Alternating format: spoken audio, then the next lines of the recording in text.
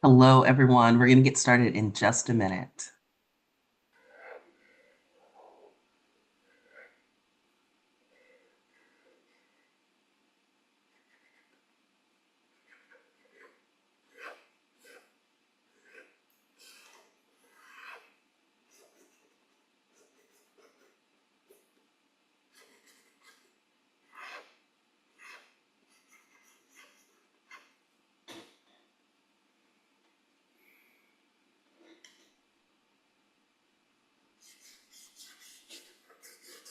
Okay. Good evening, everyone, and welcome. My name is Imani Rupert Gordon, and I'm the Executive Director for the National Center for Lesbian Rights. We're a national legal organization that works to achieve and advance civil and human rights for all LGBTQ people and our families. We do this through litigation, legislation, public policy, and public education. Tonight, we're here for a very special project. This is the premiere of our film, We Are Abundant, a queer vision of economic justice. And this will be followed by a panel discussion from three brilliant and amazing leaders. The first is Kenyon Farrow, president of the LGBT Center of Greater Cleveland. Next is author, activist, and journalist, the incredible Raquel Willis.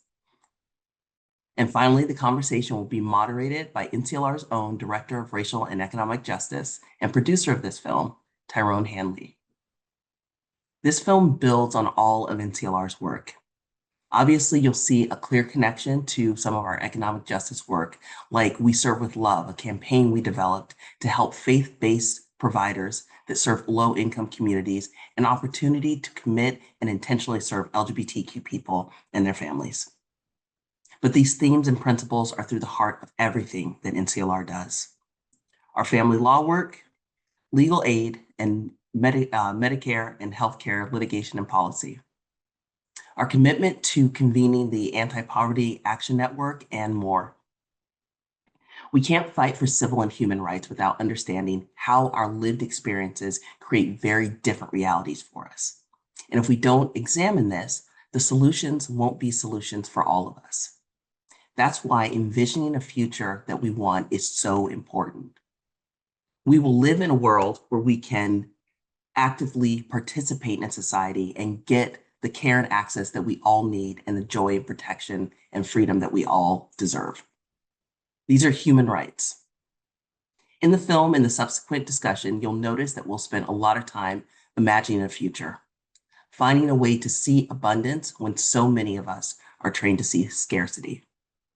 It's in these discussions, understandings, and visions that help all of us develop our path forward, a path that includes all of us, so we can work better to create better, safer, and a more equitable world for everyone. And with that, here's the premiere of We Are Abundant, a queer vision of economic justice.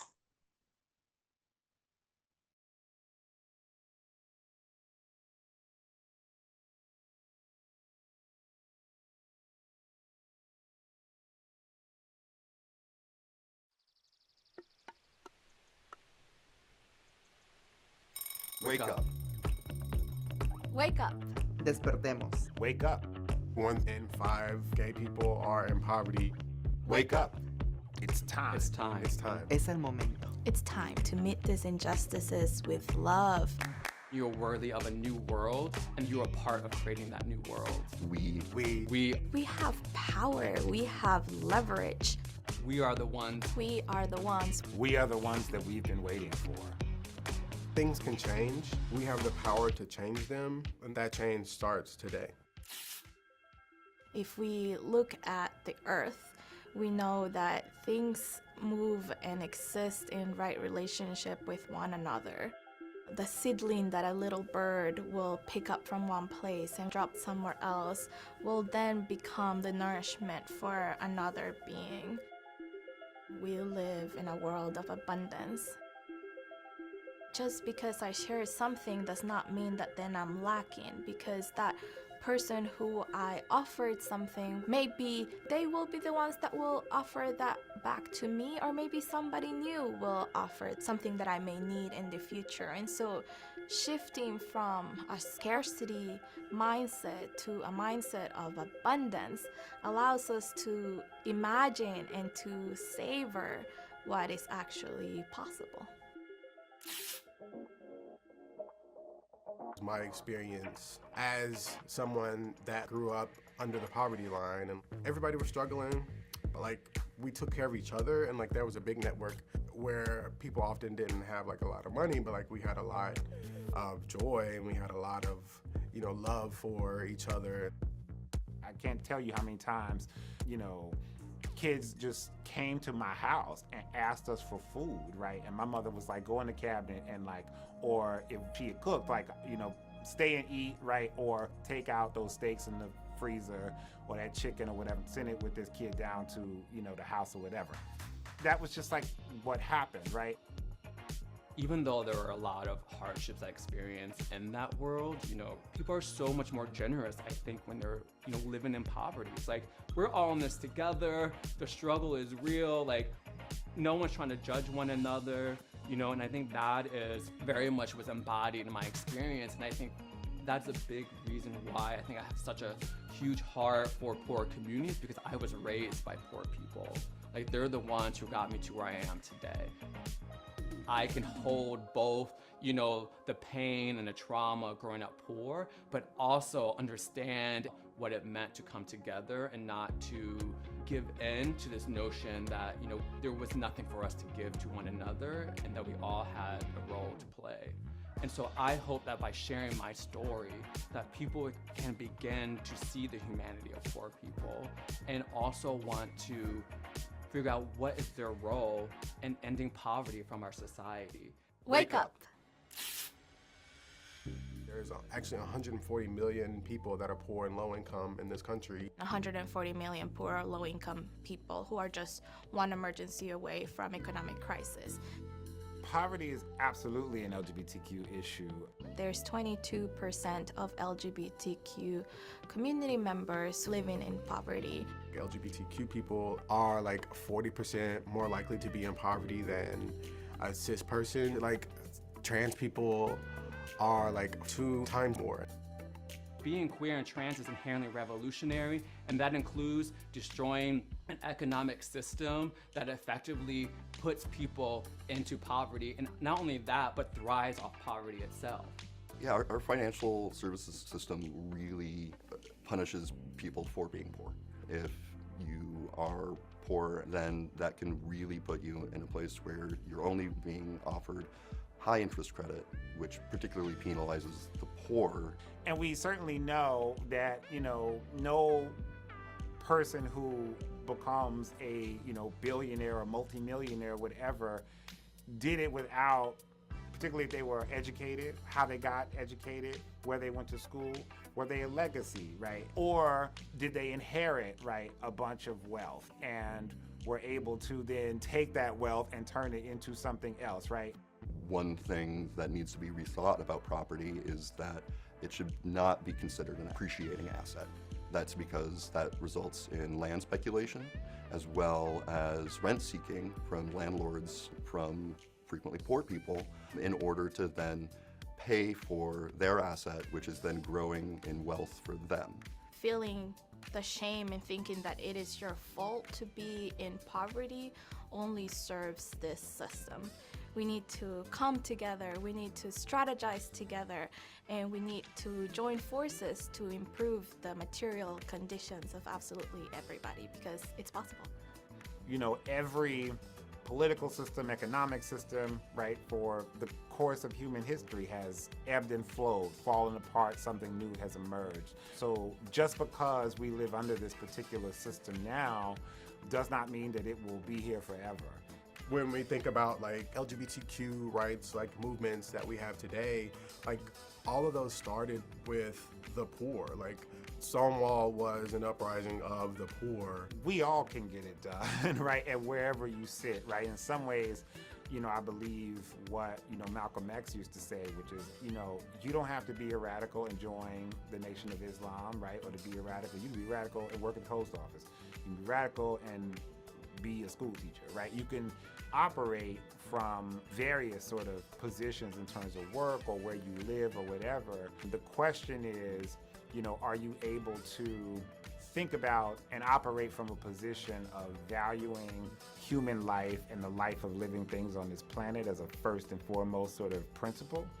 And then everything then has to kind of, for me, flow from that, right? Creo que sí puede pasar si todos nos ponemos o nos sincronizamos y deseamos lo mismo para este mundo. No hay que pisotear a nadie para poder sobresalir. Hay que saber vivir y hay que luchar por nuestros sueños. Wake up. I think there's a world where, yeah, we don't center money and we don't center greed and wealth accumulation. I think that we can accumulate other things like flowers, you know what I'm saying? Like, community. It can be friends, it can be a relationship with people. You know, I think there's an ideal world for me is a world where like love is like literally at the center. Like we all deserve to live in a society that not only recognizes who we are, but also that makes sure that we have food, housing, healthcare, transportation, clean air, clean water, community, art, culture, love. Every single human being not only deserves that, but needs it. Well, what if we actually just ask people, what do you need? Like, and instead of having, TANF over here and homeless services or housing, Section 8 over here or whatever, give people the resources they need to take care of themselves, period, end of story, right? I would like to see the end of utilizing debt instruments in order to finance human needs such as higher education or housing. ¿Qué es lo que yo quiero ver en el mundo? Igualdad. Igualdad para todo, igualdad para el respeto a los géneros, igualdad económica, igualdad de recursos. We all must fight for the rights and the dignity of all of us. Wake up. My hope is that in this moment that we can tap into that revolutionary spirit. And a spirit that not only looks out for queer and trans people, but for all humans. Because at the end of the day, I think there's only one liberation movement. And that is a liberation for all human beings and to ensure that we live on a planet that's healthy and thriving. That is our calling. Yeah, like how to live with each other. And so I think that like it takes discourse. It takes, like a good conversation, honestly. But it essentially is that energy of, we are the ones that are starting this movement, and like we are the catalysts of our own social change. Do what you can in your power to elect people and to push for the kinds of social policy that other people can live and be taken care of, and have meaningful work and have housing and have healthcare and have access to education and all of those things. Every moment is important. Every decision is important. It is always the right time to do the right thing. It starts today. It starts with walking down the street and actually looking at people in the eyes and saying good morning. We need to be reminded every day that we're human beings, that we have needs and that we need to care for one another. In Spanish we say en lo cotidiano, in the everydayness is where the possibility of this world is born.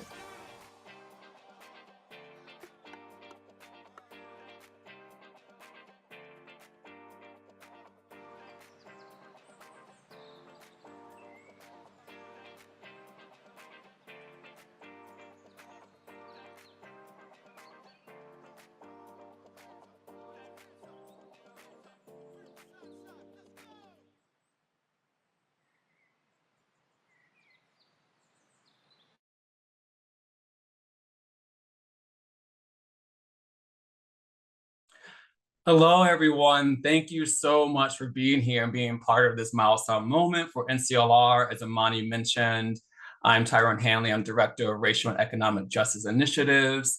I just want to take this time not to only thank all of my wonderful NCLR colleagues who are part of making this film, and obviously the folks who are in the film, like Kenyon, but also James Hall, the director. It was really amazing to work with him, and I'm really excited to have this conversation with you all, and starting off with dialogue between Kenyon and Raquel and I. And then if you have any questions you want to answer, you want to ask of us, you can use the Q&A feature below. But otherwise, we're just going to go ahead and get started. And yeah, let's go ahead. So before we start, I just want to say, like, this for me is an example that dreams do come true. For the longest time, I fantasize about being a director or like making films, music videos. Like I grew up like watching music videos with my dad in the early part of my life. And I thought for the longest time that making film was going to be something I would do like in another lifetime. And there was something that switched in me. And I realized, no, this is the lifetime. And I just feel so grateful that I get to be at an organization that was willing to be a part of this journey with me and to build on NCLR's like longstanding economic justice work. So that's a little bit about me. And so first to get us started, I'm just really curious to hear from Kenyon and Raquel, like, what are some of your initial reactions to the film? Yeah, well, thank you, TyrONE. Thank you, Imani and all of NCLR, everyone who made this beautiful film and panel possible, and all of our attendees and folks who will view this in perpetuity. The film is just so beautifully crafted.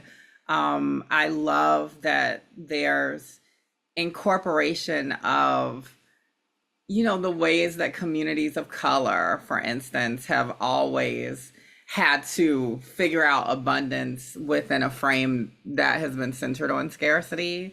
So thinking about bringing folks to the dinner table, Kenyon, those beautiful anecdotes about family and what our mamas and aunties and whoever else in community have done, throughout our lives. Like, those are examples that we should lean on. And I think historically, those examples have not been given the due that they deserve, right? Those are the foundation of survival. I mean, I think about Black trans organizing history, right? I think about the house and ballroom system that comes from the brilliance of someone like a Crystal LaBeija and Lottie LaBeija and the abundance that came out of a frame of scarcity, or the organizing that comes from like Marsha and Sylvia and Star House and some of the fundamentals that still exist in our community. And these are figures we obviously lionize now, right, after many years of them kind of being sidelined.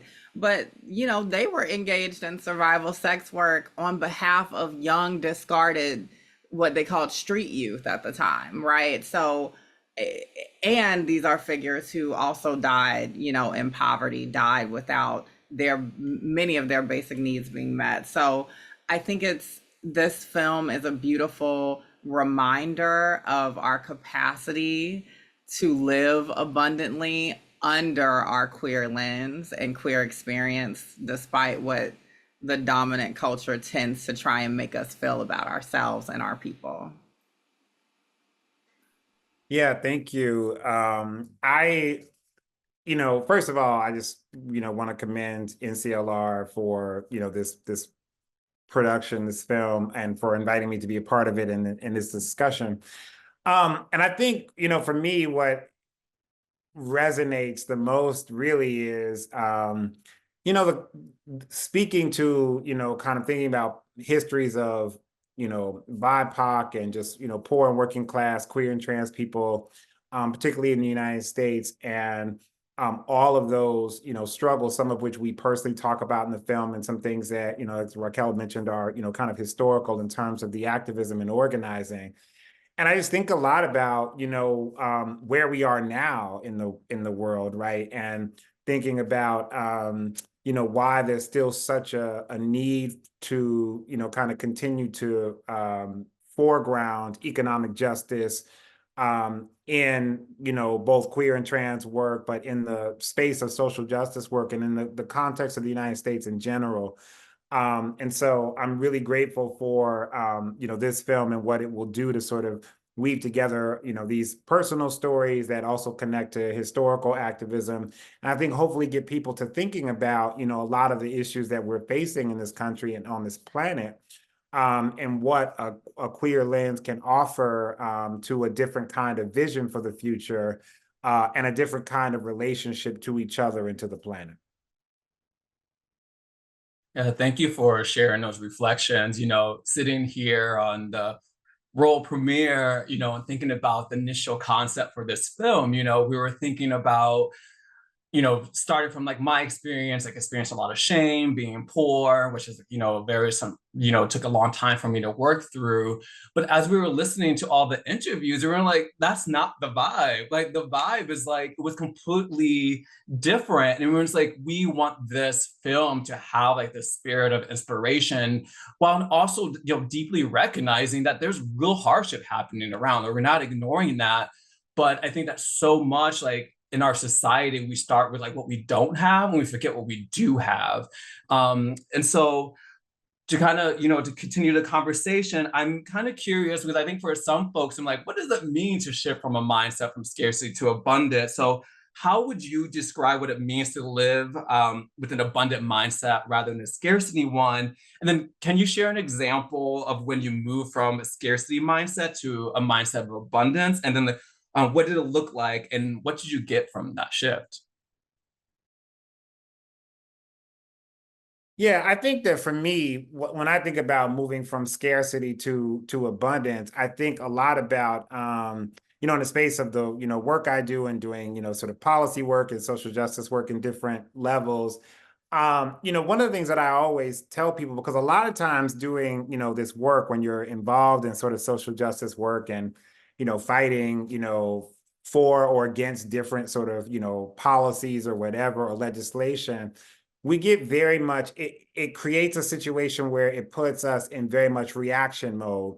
And so what can happen in that is that, a lot of, advocates or activists can get really caught up in like, well, we got to try to save this thing, right? Or we got to try to, and so therefore it puts you in a position where you're operating from a scarcity model as opposed to operating from sticking to what your vision is, right? And so you get into a position of, oh, we got to fight to save what we already know is too little bit of money, right? Often to serve the needs of communities around the country, and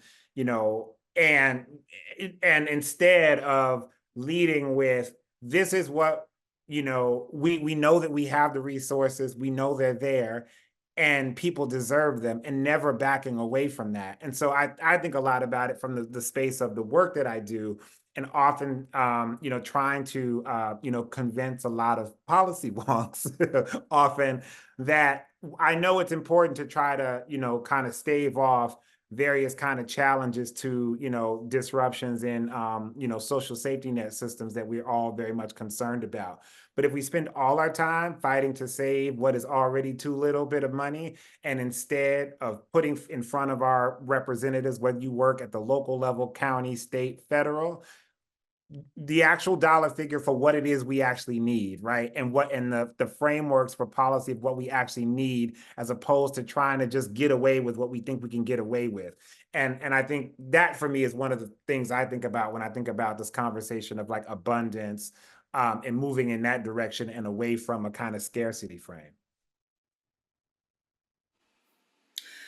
Yeah, thank you, Kenyon. When I think about this question, I think about earlier in my journalism career. I graduated from the University of Georgia in 2013, and it was definitely a time where I didn't know if I could have a career, as an openly trans woman. And so I had a lot of fear of, what my path would look like, what my future would look like. To be candid, I came from a middle class, family. But of course, I think in the different moments of figuring out different doors and corners and nooks and crannies of my queerness, I definitely had fear of being disowned, of, this kind of idea of scarcity. And that was everything the culture and the world was telling me would happen. But what shifted for me was actually a very harrowing story. It was about a young trans girl named Leela Alcorn, and she died by suicide in 2014. At this time, I wasn't out at work because I didn't even think that that was possible. But the letter that she left for us really was a call to action to adults, moldy old adults, as I say now, to fix society. And something just kind of clicked in me that if I continue to live in fear of losing this job and I know there's insulation with some kind of privilege, but if I continue to live in that way, I wouldn't be delivering on a greater purpose for whatever I could do to hopefully transform conditions for other trans folks. And so I came out or invited in, my coworkers, and that shifted everything for me in terms of thinking about myself and my experiences as a liability versus as an opportunity for abundance. So that's just to make it short, this kind of idea that I'm obsessed with and became the title of my book, Taking the Risk to Bloom. I mean, I think it's something we can all tap into, and it's about facing these struggles, these difficult moments, and even in uncertainty, imagining something more beautiful on the other side. Yeah, thank you for sharing that. I think that for me, reflecting more on the point related to my experience growing up poor and talking to my mom about that experience, she was like, we were cash poor, but we had community. And I think that kind of getting out of the situation and not kind of living in poverty, that I have some distance from it. And I think I can see it more for what it was more fully. And I recognize that experience of community was so integral in me feeling a sense of stability, even though there was a precarity about being poor, but I did have some, a solid foundation. We were going in and out of each other's homes. And I grew up in Section 8 housing. And it was very multiracial. There were white people in there, there were Latino people in there, and there were Black people in there. And so our cultures and our worlds just all were merging. I would go to a friend's home and their parents were, their family were Mexican, and they were make these Mexican desserts called elephant ears. Some of my babysitters were white, obviously we're a Black family. And so it was just we all lived together. And my mom said, it's what, when she went back to work, after raising us for the first few years of our life, she was I knew that if you all were acting up, someone would tell me, we were watching out for you all, right? And so my mom had that security, because I think that we live in societies as parents, oh, I have to watch out for my kids because no one else has that responsibility. But that was not our experience. And I say in many ways that growing up poor actually prepared me for a life of being a polyamorous person. I was oh yeah, these nuclear families was not necessarily the model that I grew up in. And I think I realized that I do have this framework of abundance, how I live my life, but I wasn't understanding that's how I was living my life in terms I want to share, I want to give things away. About buying drinks for my friends. I always say that to give is to receive. And so I think reflecting on that experience and helped me to realize oh, I have been operating from a place from abundance, not completely, but in some ways in my life. And I think I dedicate, or I think that stems a lot from my experience, growing up in this housing complex outside of Chicago. Okay, so we're gonna have a cute little moment now. It's a little moment of vulnerability for some of us. So big part of this film and this project is really to get us to dream and envision the world, right? It's hard to cultivate a world if you don't have a vision.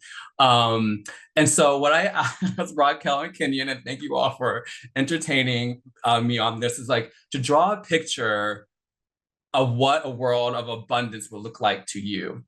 So we didn't like necessarily pick who will go first. I'd be more than happy to if y'all want me to. But yeah, can we share our pictures one by one and walk each other through our pictures?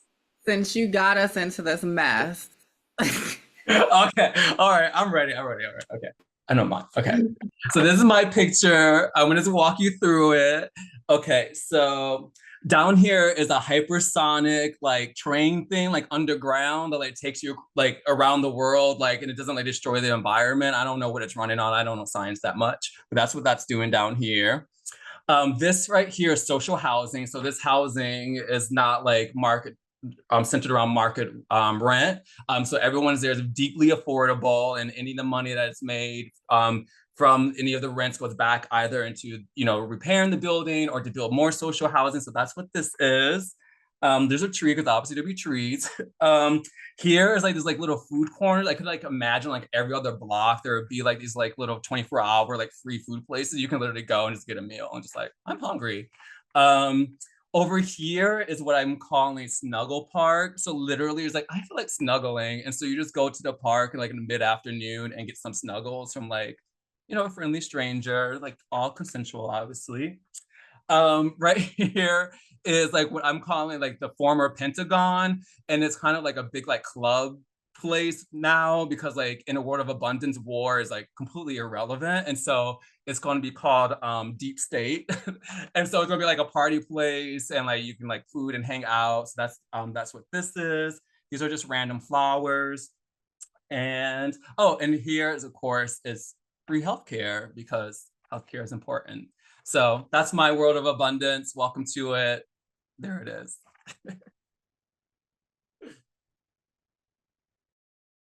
You want to go next, Raquel?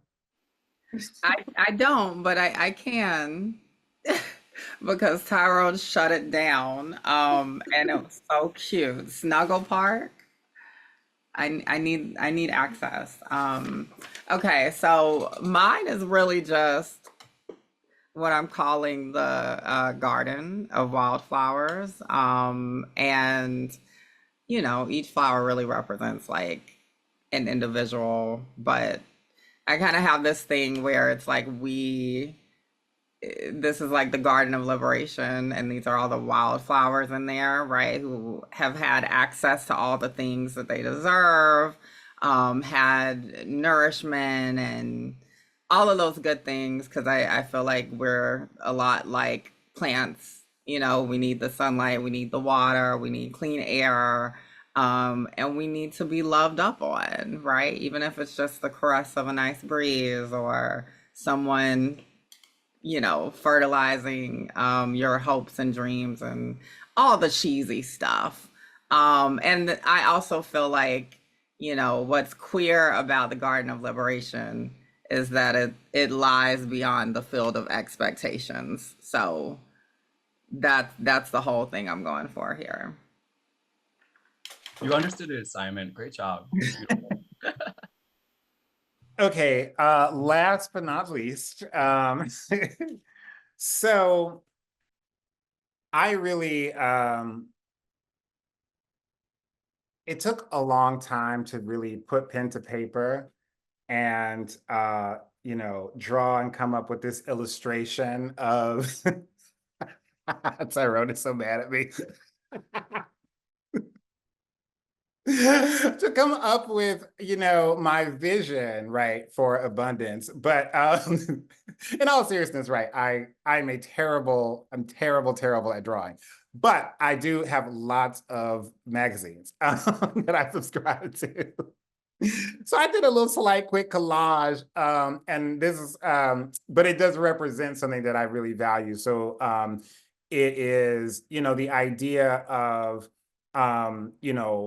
people in community and relationship to the earth, and which is providing abundance in beauty and aesthetics, also in food, and people being able to be able to take care of themselves, provide for themselves, and support their communities, and be able to make to really use creativity in order for both kind of sustainability, but also for, love and sharing and, community. And so those are some things that are very important to me. Thank you. Thank you. I love that. I love a rule breaker, so don't worry, Kenyon. Growing up poor, Right. You learn how to Excellent. Great job. Great job.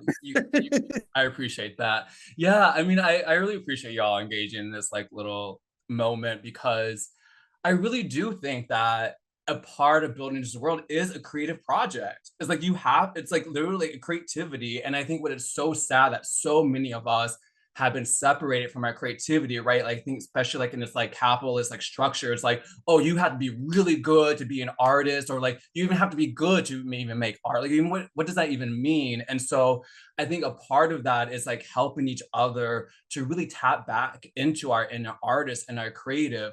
And because I really do believe to be human is to be an artist. I think everyone has the ability to create and is a part of like this wonderful, beautiful project that creates this new world. But like, we can't create that world if we can't envision it, right? We have to like think about it, right? Like I'm like an astrology, all this stuff. I really do believe in the power of manifestation. And I think that ultimately what it is a dream and action. And so thank you all so much for doing that. I thought it was really fun.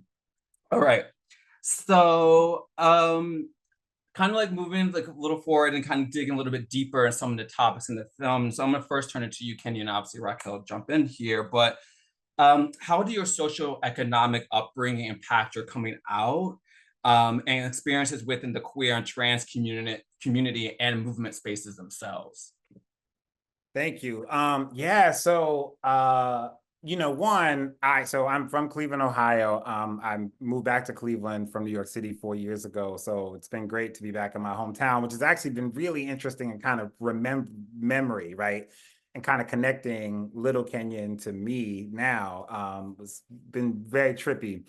So I grew up on the east side of Cleveland in a housing project pretty much from the time I was about 5 till I was 14. And my parents divorced also around the age of 5 or whatever. So my mom, single mom, I have 2 sisters. And, we grew up in like poverty, but it's in one of those kind of cliche ways that I don't think I really realized that we were poor, or how the extent of how poor we was, because we always we had a community. My dad's sister, so my aunt and my cousins lived up the street. My mother's brother and my aunt, his wife, and 4 kids lived around the corner. So my cousins are like my brothers and sisters. Like, we grew up very close. And my family was also, both my parents and my extended family on both sides were, queer people were present in my life as a child, right? So I grew up with family friends who were gay, who were lesbians, folks in the neighborhood who, probably now we would describe or would describe themselves as trans or transgender. Although, kind of early 80s, not everybody was exactly using that language, but there was definitely, kind of gender variance, right? And being in a situation where it was no secret, nobody tried to hide it, nobody, it was, so I always grew up understanding what being, gay, lesbian, or queer in that kind of term meant. So feel very lucky in that sense. Also, when I was 14, around 14 or 15, when Marlon Riggs's film Tongues Untied debuted on PBS, my mom would always make us watch, a bunch of different PBS documentaries, How the West Was Lost, about, Eyes on the Prize or whatever. And we also had to watch Tongues Untied when it was on PBS. And, which was hugely important for me, and gave me a sense of, and I knew from my family, because I do have my mom included, people who are activists in my family, but seeing Black gay men at age 14, 15, also kind of with a feminist politic and thinking about, as writers and poets and filmmakers and activists was like, it was hugely important for me in ways that I would only really realize later. I think when it came to coming out in the kind of LGBT community, so when I started to really kind of come out, quote unquote, around age like 18, so this is like the early 90s, where the kind of explosion, part of it through a lot of activism, through work that ACT UP and Queer Nation and a lot of groups were doing around the country, to really sort of make, queer people more visible politically and culturally. But I actually found a lot of the spaces, just very white, because by the time I got to college, I was in college near Columbus, Ohio. And it's different now, but Columbus at the time, there were a lot of Black people in Columbus, but there were no Black queer spaces or even nights, R&B or hip hop nights at a club. Now that was true here in Cleveland, but it wasn't true in Columbus. And so then being able to see kind of like what was being promoted as like the kind of queer agenda at the time outside of the HIV stuff, or the HIV work, which was important, but things that just didn't, like narratives and things that didn't make any sense to me because it just didn't reflect my experience. I think that a lot of people, particularly outside of the Black community, assumed that because I was a Black gay man that my parents hated me, or that that I grew up in a situation that was like rabidly homophobic, even in the church, right? I grew up in my great uncle's AME church, and that was not true in my uncle's church. Of course, the choir director was gay, which is, of course, but his white partner would come into church every Sunday and sit in the front row with my family, right? Which was like the first family of the church. So I think like for me, it was an interesting dynamic. One, that there just was no visibility around poor people in general. And when I got to some of the kind of political spaces, both the sort of issues around what it means to be poor and queer, as well as certain assumptions about what Black communities were like, just were completely mismatched. And I'm thankful to have my family, and also had, early on at 14, knew that there was a group of Black gay men out there in the world who kind of thought like I did, or who had a sense of the world like I did. So so I was able to not kind of get embedded in a certain amount of shame or other things in that sense, because I knew there was something else. And then when I moved to New York, I found it, right? So found that community. So, that was the experience.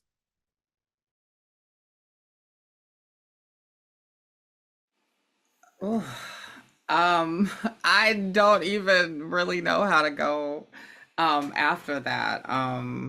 Kenyon, you just have such a way of just like bringing the richness.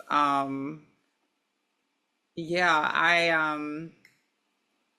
I talked earlier about just kind of living with that fear of being disowned as a teenager. But I think maybe one of the more formative experiences for me was after college, and really getting grounded in the Atlanta Black queer social justice ecosystem. And there was one time I was out with my friend Tony Michelle Williams. She was becoming my friend then. I love Tony Michelle, and we actually just saw each other this weekend. But she is the executive director of Solutions Not Punishments Collaborative, which does a lot of Black trans leadership and capacity building work, and also abolitionist work there, and has been working against Cop City, efforts to legalize marijuana, ending profiling of trans women and of color, and particularly sex workers in Atlanta.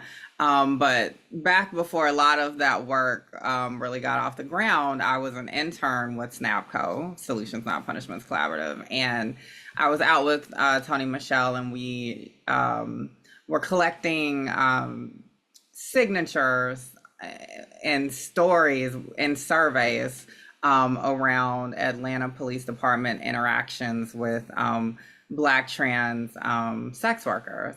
And so she took me to the stroll, and all of my post-collegiate privilege and everything. I didn't know anything about the stroll, honey. I was like completely in a new space. And I just remember, she was talking to some of the women that we encountered and trying to get them, to do the survey. And they were like, girl, I'm trying to make a coin. Like, ain't got time for this.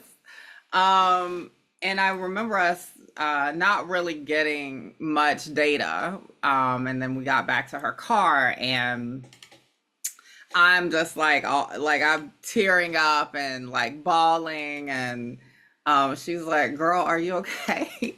And I'm like, we gotta help them. Like they don't have to do this. Like we can find other opportunities. And it was one of those very sobering moments where she gathered me and was like, you're nobody's savior, right? Like that's not what this work is about. Is you're nobody's savior. And we have to meet our people where they're at and get them the conditions and the tools to deliver their own kind of dream that they're fighting for, a reality they're fighting for, a liberation that they're fighting for. And that was just one of those formative moments for me, in really just confronting my own privileges, that even as a Black trans woman, that I had opportunities and access that a lot of my sisters and brothers and sibs did not have, right?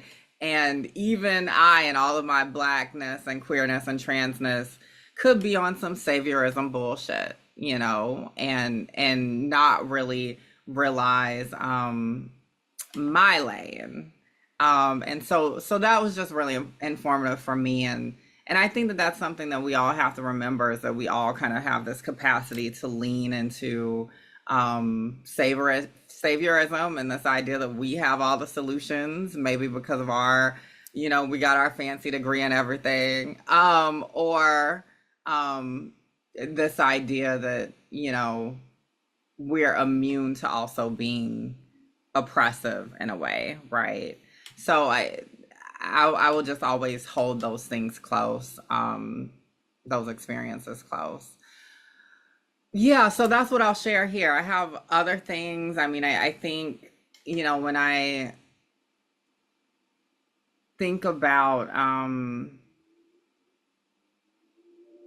how we think about identity and class, I think we have a lot of work to do around the fact that there's so much ignoring that class is an identity in the work that we do, and in the organizing that we do, and in the political discourse.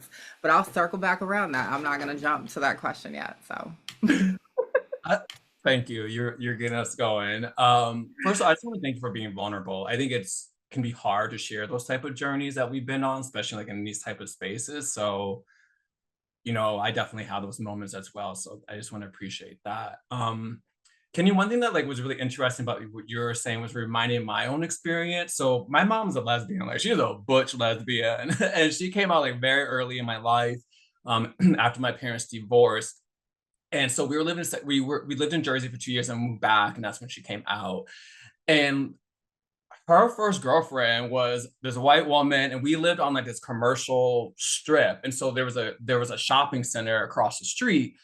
My mom and her girlfriend would hold hands walking across the street. This is in the middle of the culture wars. We're about to heading into the big welfare reform moment. Obviously, the Christian right, we're going after, our community as they are now. And my mom was just out there living her life. She was like, this is who I am. And so my mom was able to model for me, this is how you live your authentic life. We may be out here being poor, but you can still be yourself. And then one of the most beautiful things about that experience for me, in addition to that, wow, you can be open and queer, but also respect it. No one made fun of me, my brothers. No one made fun of my mom. My mom was very well regarded in our community. So I do get really upset when people have the stereotype of poor people, oh, they're homophobic and transphobic. And it's poor people are honestly, in my mind, are some of the most open-minded people, because I think there's something about when you are so used to being in many ways on the outskirts of society, even from politics. Politicians act like poor people don't even exist. It's always from the frame of the middle class. And I think that for me, one of the things that I decided to go to law school, because I was really upset and annoyed and frustrated that the LGBTQ rights movement didn't really talk about poor, queer, and trans people. So what about people like me and my mom and our family? Are we not included in the movement? And so I intentionally like, I'm going to go to law school and I want to like help and engage the movement in a way to like elevate these issues, and not just from a perspective like which is important, but like, if you're being thrown out of the home and you're homeless, like obviously we need to adjust that. But like the Williams Institute found that like most queer and trans people, when they're like poor as adults, like the main driver of them leading to poverty is that they just grew up poor. So it wasn't like because they're queer or trans, obviously that can, that can exacerbate some of the experience like discrimination and whatnot. But to me, I think that we need to really reframe it. And I think that because I think there are so many people in our community who do not feel seen. And Raquel, to your point, is like, I don't think that we realize how much our class background and also our current class experience and influence like how we understand politics, what issues we prioritize, how we frame issues. And I think that we need to have more in that awareness, not only in our movement, but we need to have it as a broad society. Because I do think in the United States, we don't think about class. And so I think that like, I'm hoping that like through like this film and conversations like this, that we will be more intentional as we're having more conversation about how race and gender are showing up in our lives, that, class is also a very important piece of that. So anyway, so let's keep it going. All right. So speaking of movement, I want to hear, like, Raquel, let's start with you. What do you think we can do to ensure that the LGBTQ movement can most effectively support an economic justice movement? And what are the ways that people and places that you feel are getting it right? Yeah, well, I think, Tyrone, to your point, there has to be a reckoning around the lens, and so much of the lens of LGBTQ plus, I won't even say liberation, but I think the movement and these ideas of what justice is has been focused on this class privileged, mostly like white cisgender gay male experience, right? And able-bodied, and we could go on and on. And I think we have to confront that history every chance that we get, right? That lens around assimilation, those who are most able to kind of tap into this fantasy or delusion of an American dream, that lens is not one that actually is expansive enough to reflect the realities of so many different folks within our community. And I think that people have issue with that, right? People don't want to rock the boat on discussing how sidelined poor folks have been, how sidelined Black folks and other folks of color have been, how sidelined trans women and on have been within the movement historically and continue to be. And I think we still are dealing with the fallout of a movement hyper focused on a particular idea of marriage equality, right? This kind of idea that getting married was going to save everyone, right? That was going to give folks not only, and I don't want to gloss over, right, that many folks were thinking of, rights to show up fully for their partners, right? Given the HIV/AIDS crisis. And also many folks who were like, this particular image will give us access to privileged white power. And we are still dealing with that in every corner of our movement. So I think we have to reckon with that. I think we also have to shatter this idea that when we're talking about Blackness or queerness or transness, that there isn't a class analysis there. We often have this discussion, especially during presidential election years, around in the left, around those who are obsessed with identity politics and those who are mostly white, who believe that class is the great organizing lens. And that ignores the fact that identity politics was coined by Black lesbian feminists, right? Combahee River Collective, Barbara Smith, gave us the concept of identity politics that included class in it. So I think that it's very anti-Black and queer phobic and transphobic and lesbophobic to ignore that we've always been thinking about class in a particular way. We've just been stripped by that because of white supremacy. So I think we have to have a paradigm shift there around how we talk about identity. And I think that this film really speaks to how class has always been a part of this kind of idea of what abundance and liberation can look like. Yeah, I would just piggy right off of that and say, and I think the opportunity now is precisely because of, you know, the years sort of after federal marriage equality and the particular set of kind of blowback and retribution that the right is seeking, to enact, politically and culturally against queer and trans people, Black and brown folks, et cetera, right? Like down homeless folks, right? We go down the list of people who are particularly targeted right now. And I think that this right now actually offers us the opportunity actually to refocus the LGBT movement, because I've been saying the last couple of years that I think that it felt to me like a lot of the LGBT, incorporated, if you will, got kind of caught flat-footed after marriage equality and was very ill-equipped to deal with the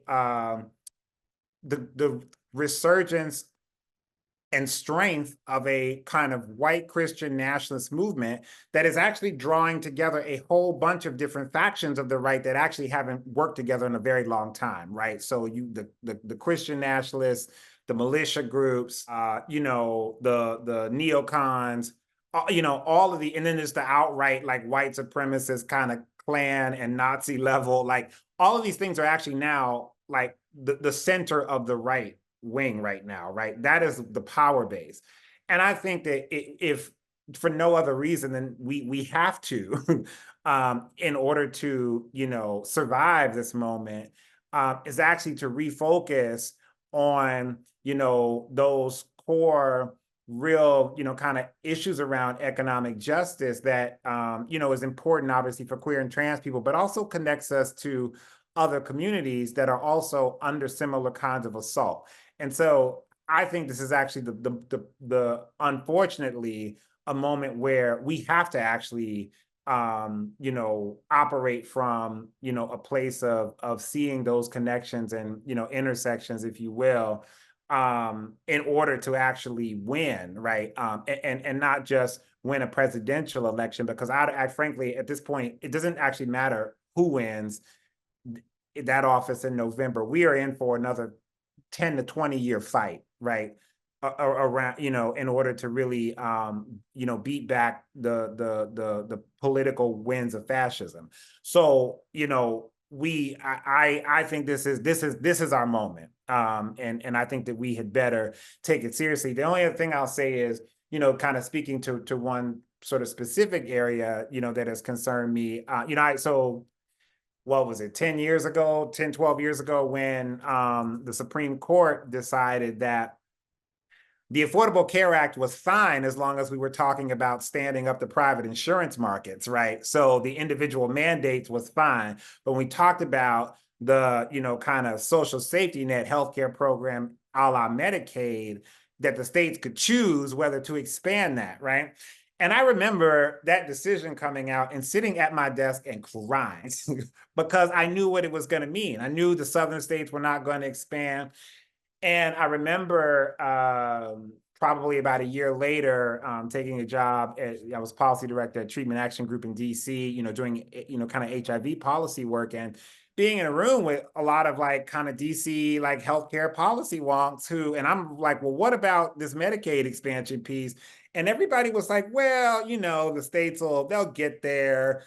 That's what happened when, Medicaid was first enacted. It took, a decade and 2 decades in some states' cases to really adopt. And I was like, we're not dealing with that right wing anymore. I think we really have to, we have to get very serious. And I think back to my earlier point is we also have to think not just about what we can kind of stitched together to save, but really be putting together a real vision for what we see as a world, and a right-sized United States in it. I'm gonna also say, and what that all means for queer and trans lives. Yeah, well, thank you for sharing that. And Kenyon, I don't want this event to go, to end and not to recognize your work with Queers for Economic Justice. I think that for you and other folks who are engaged with that organization, we're definitely a model for me, like what is possible for our movement. And so, like, even though the organization doesn't currently exist, I think that is definitely present in this very moment. Obviously, we're here to speaking to one another.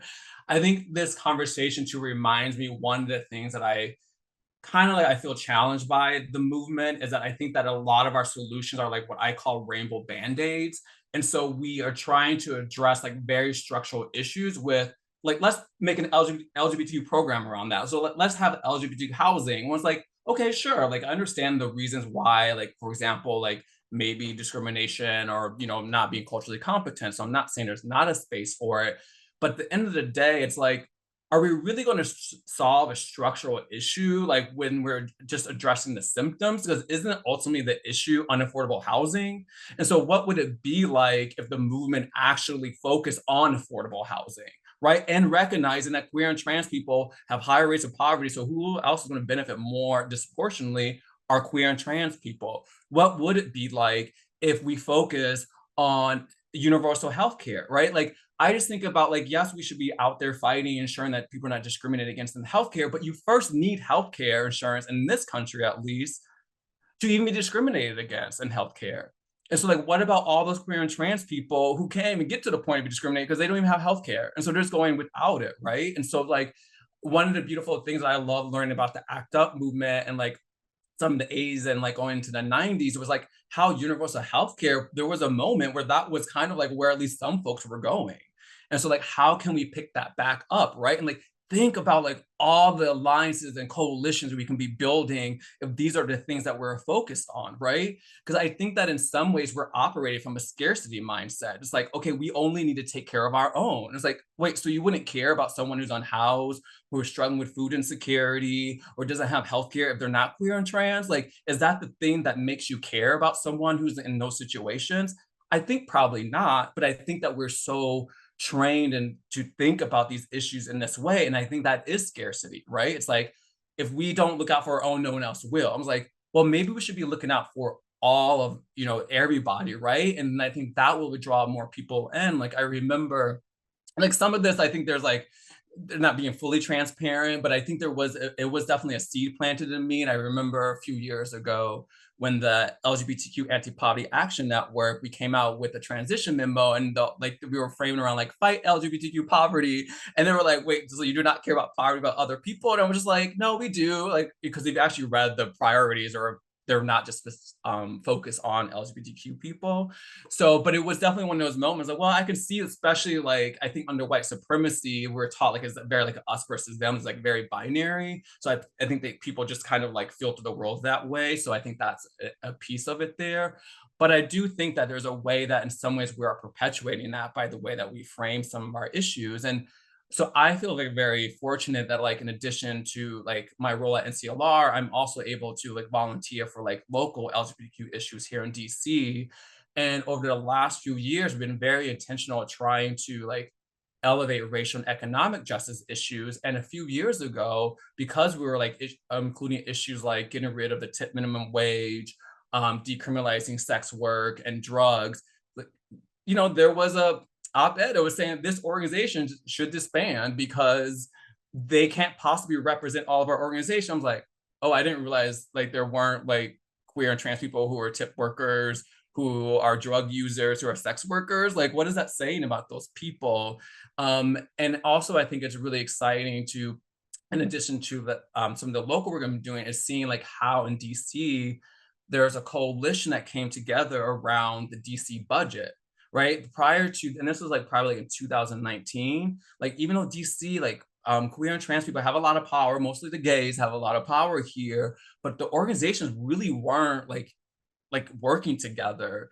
And it was through the budget coalition that we've been able over the course of years to see like up to over $5 million like funded to LGBTQ programming, right? Like, and so that's more money that organizations are able to use to serve, queer and trans people in the District of Columbia. But it was because we came together, and like, the DC Center and Smile, which is a LGBT rights, LGBT youth organization where I used to work at, just like, we're going to put some of our money together and like help pay for a coordinator because it's a lot of work, right? And so that to me is like, that's the future. It's like, how can we collectively come together? And like, and one thing that came out of that, it's like, right now, one of the things we're trying to do with the budget stuff is to get the DC to help fund the DC Center so all these groups can be in the same building. So if you're someone who needs like support, you don't have to leave the building. You can get all the things you need there in that one building, right? That to me is like where abundancy can really play a role in helping us think more with our imagination about how we can not only frame the issues and the issues that we prioritize, but like how we actually work together. I think we're like, just like similar to us as like individual organizations, like we just need to look out for our organization. Like, wait, I thought we were a movement. Like, how can we work together and like support one another, like with resources and thinking and, not feeling like potentially there's competition, right? Because I think that is the scarcity mindset. And so I'm really hoping that one of the things that comes out of this film is to have like ongoing conversations about these things and getting us to imagine these other ways of how we can be working together, not only as LGBTQ organizations, but like more broadly to what you were all saying. All right. We're getting towards the end, and I just want to thank you all for this. But I have a couple more questions, and let's see what you think about these. But the next one I have is, as we're seeing like a rise in organizing and mobilization efforts around the country, like how can we find new ways for folks to lean into this moment to build a grassroots economic justice movement? Yeah, well, I think we have an opportunity to really examine what our values are. Literally, what are our shared values? I've been working with a group called the Gender Liberation Movement, and we've been building out a shared value system that we hope to share with folks more widely soon. That will include a policy framework that centers on the values of bodily autonomy, self-determination, the pursuit of fulfillment, and collectivism. And I think one of the failures of our community has been, a lot of it has been around this kind of idea of sexual orientation as the great divider, right? And I really think it's more, and we really think it's more about gender, right? Because even with sexual orientation, homophobia comes from gendered expectations of who you're supposed to love, right? Or have a relationship with. But if we take it back a bit and look at all of these kind of gendered expectations, then I think you don't really have that argument that the gay or the lesbian or the bi or the queer or the trans or the intersex or the HIV positive experiences are so separate, right? And on and on. And I think this is also a framework that the cis-hets can tap into too. But, thinking about bodily autonomy, I mean, you were just talking about universal health care, and that's so right. We need to be talking about the fact that if all of these kind of restrictions are allowed to continue to proliferate, it's only going to be a small sliver of folks who have access to abortion, and it's going to be because of class, right? Those who can afford it and those who can afford to hide that they are getting abortions, right? Which is overwhelmingly probably the white evangelicals, right? Who claim they don't believe in it. But access to abortion, access to IVF, who has access to build and create a family, right? That's all tied to gender affirming care for queer and trans folks. That's tied to a holistic idea of reproductive justice. That's tied to ending non-consensual surgeries on intersex children and female genital mutilation, and on, right? So we have to be having a conversation around bodily autonomy for all.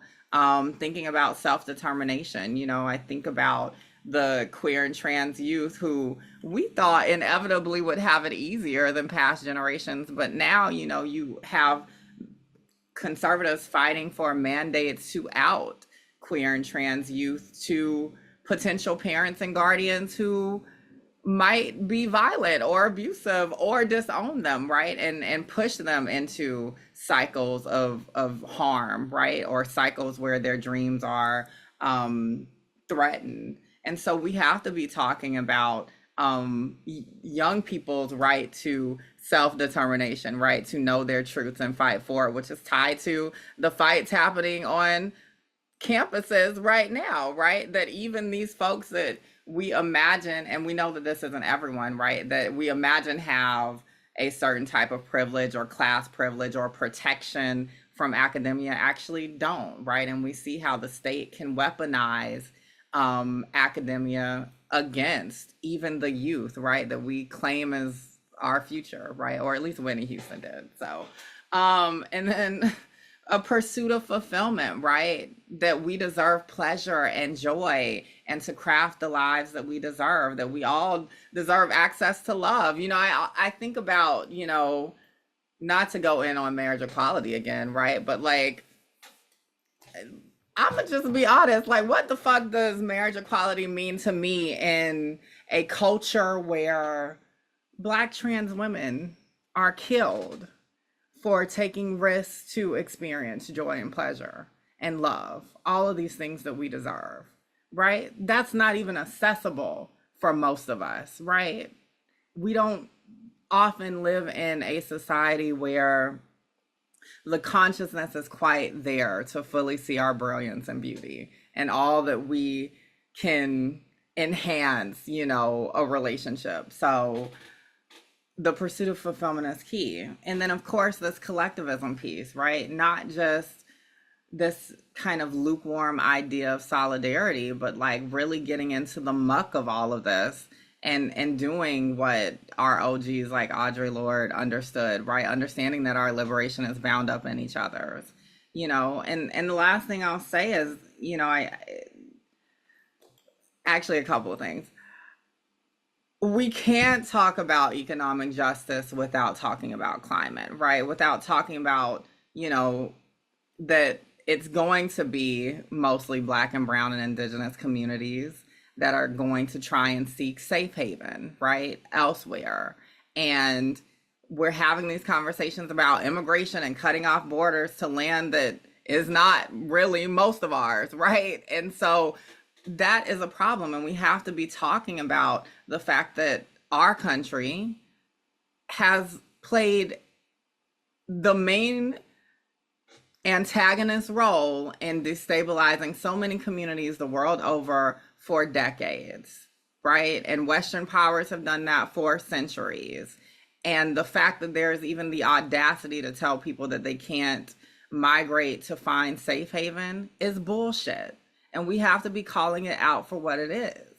But not just that. I mean, I also just think about economic justice as something that even the most privileged need to be invested in, because you need to have a say in where your taxpayer money is going. And if your taxpayer money is going towards funding genocides around the world, including the one happening in Gaza and in Rafah right now, that's a problem. And you should be invested in the liberation of folks around economics.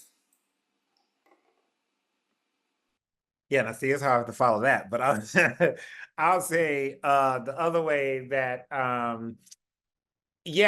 think part of it for me fundamentally actually starts, at the community level.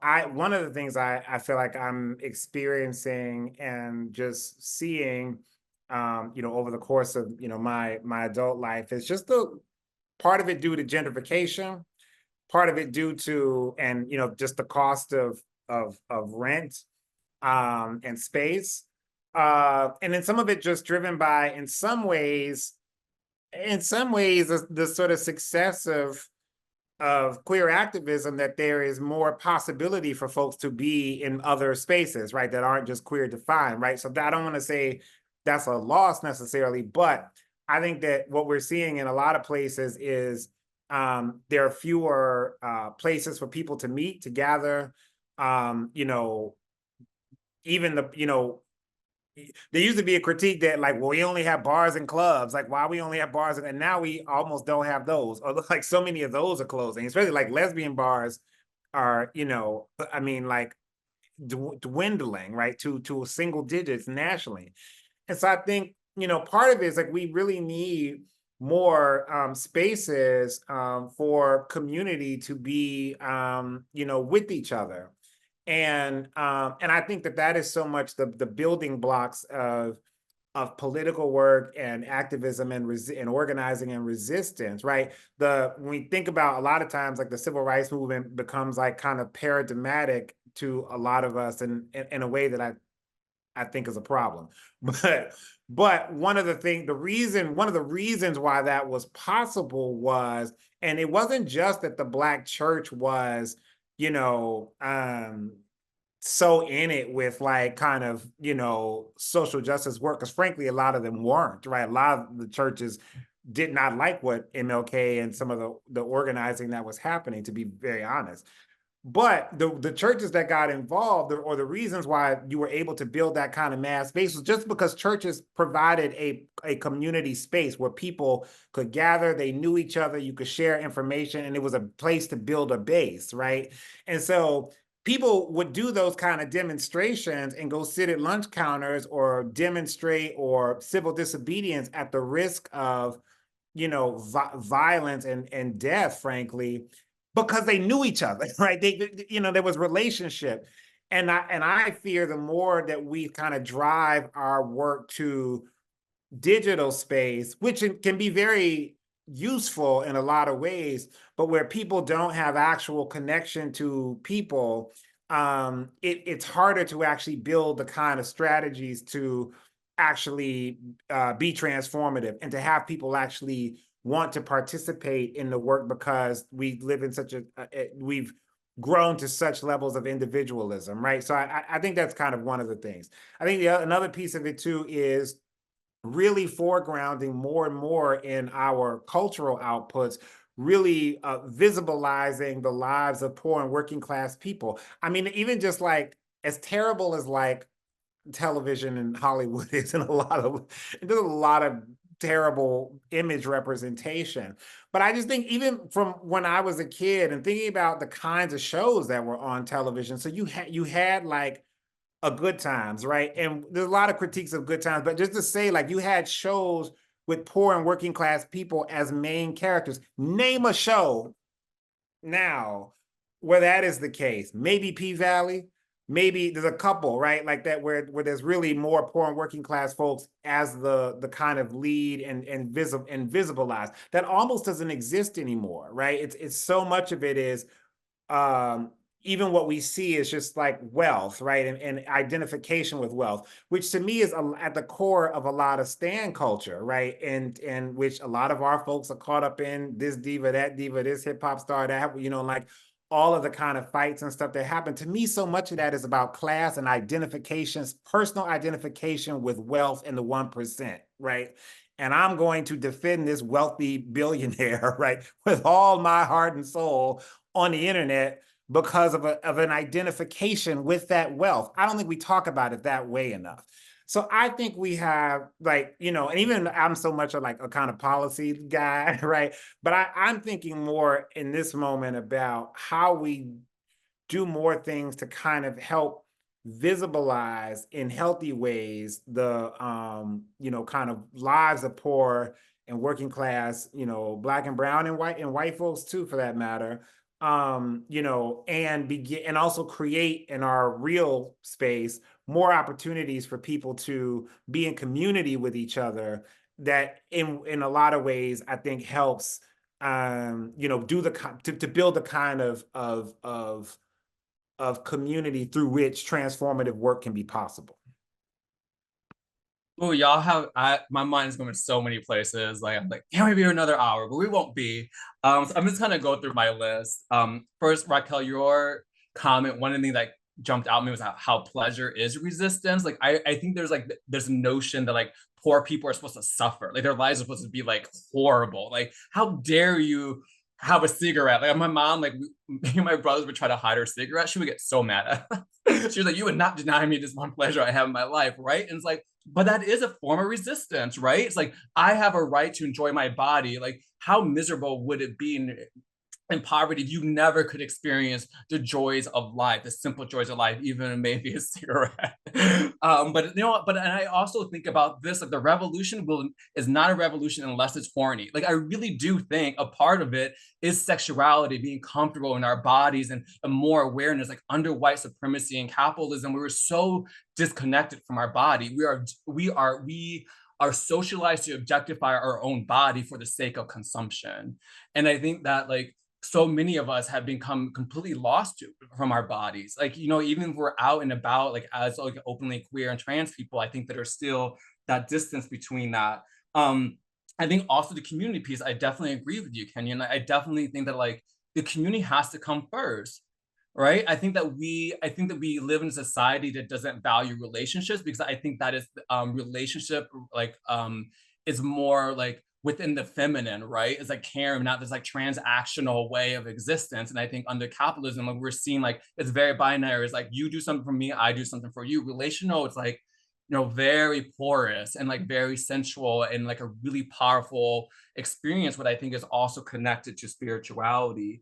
I also think that there's something important to be said, Raquel, to some of your comments is like global solidarity. You know, as someone, you know, who works a lot on economic justice, like I think that we in the United States forget that like the world is like centered around us, right? And so we forget that there are lessons we can learn from people outside of the United States. Like how often do we do that? Like it's like almost like we kind of go out and like we have good news to share. And it's like, y'all are literally the bottom of every list. You know what I mean? Like in terms of quality of life, you can try to come out here to tell us like how we should be living our lives. And like one of the examples that I was really excited about was like last September, NCLR, we hosted a presentation on queer and trans people who are engaged in like workers' rights movement. And we're very intentional about including someone who organized outside the United States, right? There are queer and trans people out there resisting capitalism outside the United States, right? Garment workers in Asia, right? And so we need to be in community with them because there are things that like we're able, especially those United States, are able to do that they're not able to do. And right, we need to be thinking about that, not only learning from them, but making sure that we're acting in solidarity for all. I think also another way, something I really think about, and this is like, for me, like a very spiritual framework, and I think abundancy is like, I think a part of it is a spiritual experience, and seeing this like this interconnectedness between all things, entire universe. I think that none of us are separate from one another. And I think under like, you know, white supremacy and capitalism is like just this constant feeling that like we are separate, right? And we had to do something in order to feel like worthy of love and community. And that's not true. We are inherently connected.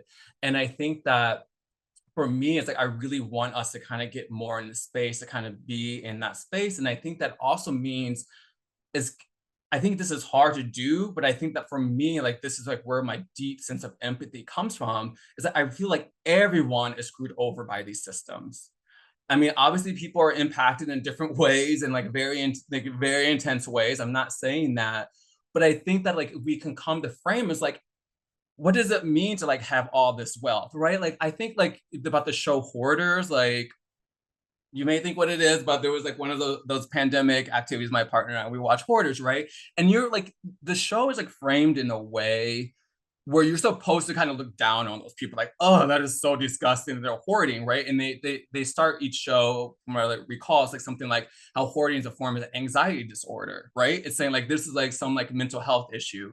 But we don't say that about wealth. And to your point, Kenyon, right? Like we're supposed to like admire people who accumulate this wealth. Like you mean, why are we admiring people for accumulating so much wealth? They literally can't even spend it in their lifetimes. They literally is like they're going to give it to, you know, whoever they decide they want to give it to, right? like, to me, it's like, how is it different? I think both forms are forms of hoarding. And I think that wealth accumulation is rooted in fear. Like, I need to have so much money that I'm good, right? And I really do, I suspect that a lot of people who are wealthy feel like they have to have wealth in order to be loved and admired. And one of the, how I came to this place was like early in the part in the pandemic. The pandemic was a very transformative moment for me, so that's why I referenced it a lot. Um, and I did this activity. I read this book called I Think Like a Monk. Well, I read some of it, and I did this. And the activity was like, what are your low and high values? And I feel like I'm very tapped into my values. I think it's a big part of my life. But I was like, look, the low values are the ones that things that you aspire to, but it cause you a lot of stress or anxiety or don't make you feel good about yourself. And so I was like looking at my list, and I was just like, oh my God, they all have to do with like how like I or how people look, right? And I was like, why is that? I'm a Leo, so there's that. But anyway, what I realized is like, oh, in my mind, I associate like looking like being good looking with being lovable, right? And I think that for a lot of that, in part, I think that comes from coming out in a moment like in the early 2000s, and like mass consumption and criminalization was a big part of gay culture. And so like you would look at these glossy magazines, well, I'm not that, right? And so it's just like there's obviously the race component, there's the class component. And I think that for me, it was like, wow, like if I'm attaching these things that are like I would, determine are not like necessarily the best things to aspire to, but there's something deeper there, is a need to be loved. And I think that the more that we can think about these things from that perspective, like, oh, wealthy people just like everyone else want to be loved, right? And it's like, how do we build a world where everyone feels interconnected? And I do think a large part of that comes from community, and like being willing to be open and vulnerable and empathetic. And that's one reason why I was really grateful to the two of you to being vulnerable with drawing the picture, right? I think that is how we lead by example, is saying that we're going to be willing to put ourselves out there, even though many of us have been hurt by the world, right? But I think that's also like why I think like queer and like trans people and people of color and poor people are really going to lead this, because I think that we had to live our life where we had to learn that to just navigate just to survive. And so that's why I'm really excited for the future. I know that probably for a lot of people, they feel like this is a scary time. I don't know. I think there are obviously a lot of things to be concerned about, and we can't just like sit by and let things happen. But I feel very hopeful in this moment. And like and I'll just stop here, but it's like the unionization efforts that are happening in the South, right? There was a time where it's like these like car manufacturers would pit people based on race so that they wouldn't unionize, right? They would give the white people the office jobs. And it's like, well, that would be the thing. It's saying like, well, then if you try to organize like the Black people and like other workers of color, then you're not going to get these nice jobs that allow you to be able to like give your children the futures that you want to give them, right? It's like you got to look out for your own. That's what capitalism does to us. And so to me, I think this unionization efforts in the South is showing us there's something that's changing. Like the people are realizing like, oh, we are interconnected, and that we're better when we're stronger together. And so that's why I'm really excited about this moment. I think that the more that we can lean into these glimmers of hope, because I don't think the media is going to be the one to do it, right? I think the media thrives off of fear and us being afraid of each other and in the world. And so like we are going to have to turn to our own communities and our own lives and like look around.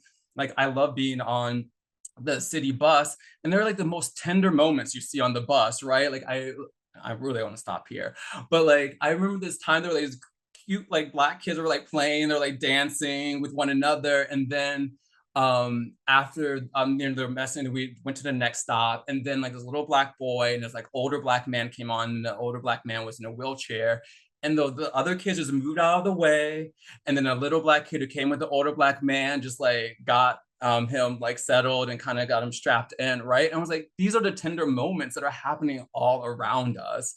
And I think the more that we pay attention to them, I think that I think this is like for me a part of like the shifting from the scarcity to abundancy. There's so much love around us, even though there's also a lot of like scary stuff. So I'll stop there.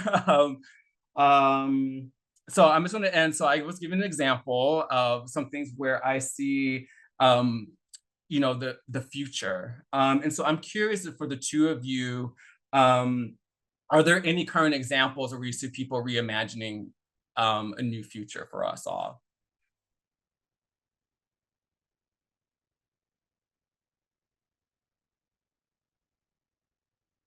Wow, it's a big question. I think, I would agree with you that I think I've been one of the things in the United States I've been most excited about or feel most hopeful about in the last few years has been a lot of the union organizing that's happening in all kinds of places and with people even sometimes not even waiting on an official union to step in, right? They're starting the collective organizing process first, right? Before, so they're not waiting on, the national unions to step in, which is kind of how what's happened in the South, because the, unions were not, and just historically, even the ones like IWW and a few other ones that, initially wanted to organize in the South, like were, completely undermined from doing so, 100 years ago. So that is one place that I find some hope. I think even here, in Ohio where I live, despite a lot of the national press that Ohio has just become a like foregone conclusion red state. And when I moved back in 2020 and I'm looking around, I'm like, that is not, it's like not true. It is fundamentally not really politically very different than the Ohio I grew up in. The issue is the gerrymandering, right? And to see even with issues like kind of trans issues that the Republicans that run the state house are trying to do, around banning trans young people from playing in sports or using certain bathrooms or all this kind of stuff. And then even trying to, initially trying to ban certain books or things like this. To actually see people begin to step up to challenge those things. Obviously, queer folks are organizing here around it, but also seeing a lot of people who are just like, well, wait a minute, like this isn't, this doesn't make any sense given the other kinds of issues the state is facing. And so just to give a picture for how what's hopeful for me here, where people have again said, oh, Ohio's just written off totally red. Well, in 2022, first and foremost, a lot of the people who kind of like, right-wing people who are running for these like, local, boards of education on these kind of like anti-critical race theory and, kind of anti-DEI or anti-trans kind of, stuff in schools or book bans or whatever. And I think our local paper here counted something like 40 something people ran for those different school boards around the state. And only like 4 or 5 of them actually won. Right. So that, like, to me, that's like they actually didn't get anywhere in a state that the national press has written off as just some like kind of ultra red state. They actually didn't win in a lot of these places. One. Two, we also in a state that's so-called so red, passed an amendment to protect abortion in the state constitution with a 15-point spread. We also won, marijuana full legalization. We had, 15-point spread, all the same election. And so when you put issues in front of people, aside from whatever people see as their party affiliation, you actually see, even in a place like Ohio, people are choosing, the progressive issue, right? And so that to me gives me hope. And the question that becomes, how do we, really do more organizing in places like here or in the South or other places? And I'll just say too that I think, we focus a lot movement work on the South, which I think is totally appropriate. But a lot of the worst policy and stuff is coming out of the Midwest, and so we've kind of forgotten this middle, like this part of the country, where there's, I think, needs to be more support and resource to do certain things, because the worst stuff is not, in some ways, even come, with the exception of maybe Florida and Texas and Georgia. But a lot of the worst a lot of stuff is coming out of the Midwest that actually, I feel like the movement is kind of just also let go of. So, but those things give me hope.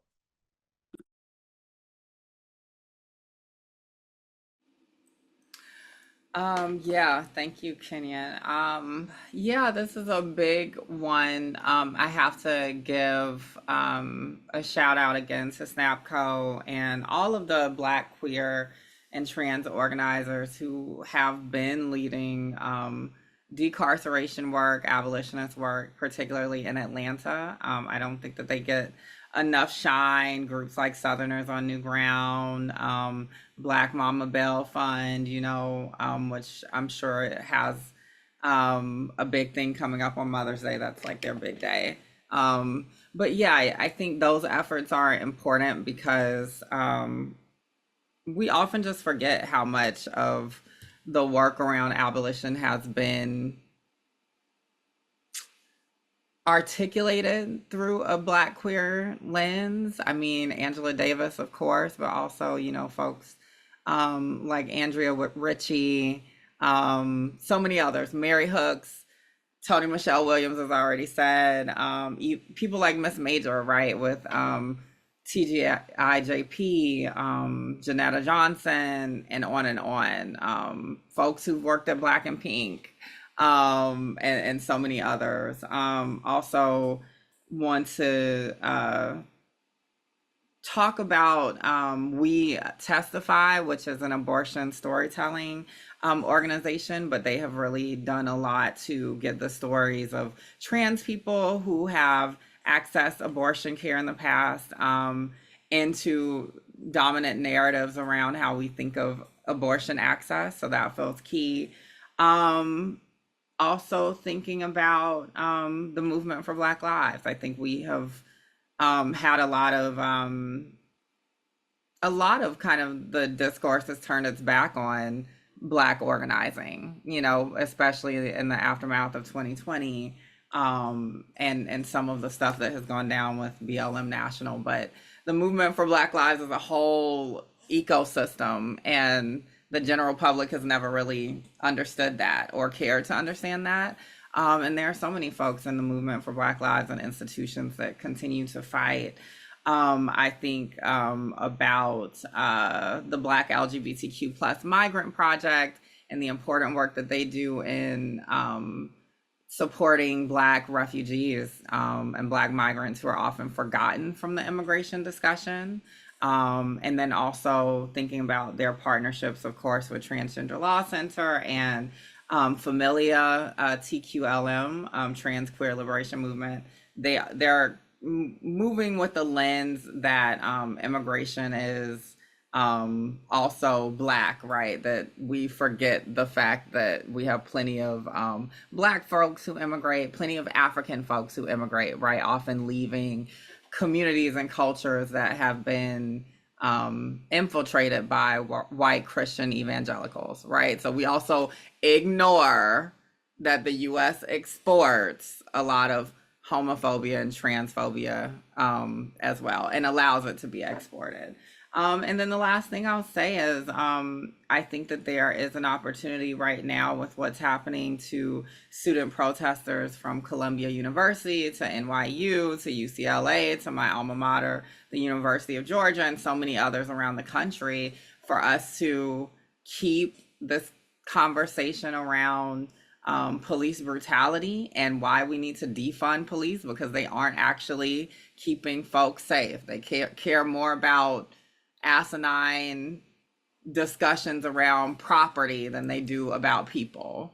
And we need to be shattering any illusions we have that the academy is trying to, in general, liberate folks on the margins, because we see that that's not true in so many different ways. So those are the things I would offer, that there are connections being made cross movements all over. We need to be having more intergenerational conversations. The queer and trans youth have so much power, and also I think those of us maybe in the middle between them and our elders and ancestors and transcestors need to serve as a bridge and see that role as worthy and valuable and beautiful, because it is. Yeah, so that's what I'll offer. Thank you.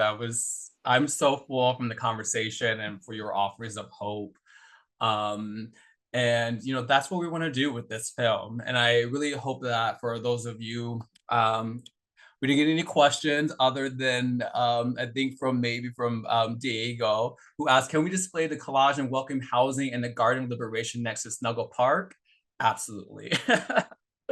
um, but as we wrap this up and we went over, but you know what? In the spirit of abundance, time is a construct. But I do want to wrap up just like kind of some encouragement. Now that the film is like, we want it to be shared wide and far. Please go to weareabundant.org. There you will find the full film, the closed caption version. We also have this wonderful, beautiful piece that was made by an artist here in DC called A Dream Kit, which is a zine to explore our dreams and cultivate an abundant world together. So please check it out. It's really beautiful. And actually inside there's a spread of amazing queer and trans folks around the country who are doing this work and cultivating this new world. So check them out. Also, as we did, please draw your own and share them online, and use hashtag #WeAreAbundant. Like, we want to see like, what does your world look like in a world of abundance? And of course, share the film. We really want people to see this, and hopefully that really inspires these types of conversations, and really maybe inspire people to, as what Kenyon and Raquel were referring to, getting involved in their local communities. One of the things that you can do is like in the Dream Kit, we encourage folks to look at, for example, the Emergent Fund and the Trans Justice Funding Project. They fund like a lot of small grassroots queer and trans POC-led organizations. So if you want to get involved in your community, that's a good place to start, in addition to the many of organizations that Kenyon and Raquel mentioned. So on that note, I just want to thank you so much for being on this momentous, this big moment for the NCLR. And thank you so much, Kenyon and Raquel and Imani. Thank you, Anna, who's behind the scenes helping us for this event. And again, thank you all for being here. I think literally this being in this space together is, for me, an example of what is possible for all of us. So I hope that you can take this and cultivate this beautiful world that we all want. All right. Thank you all for being with us, and take care of yourself and enjoy the rest of your week. Bye.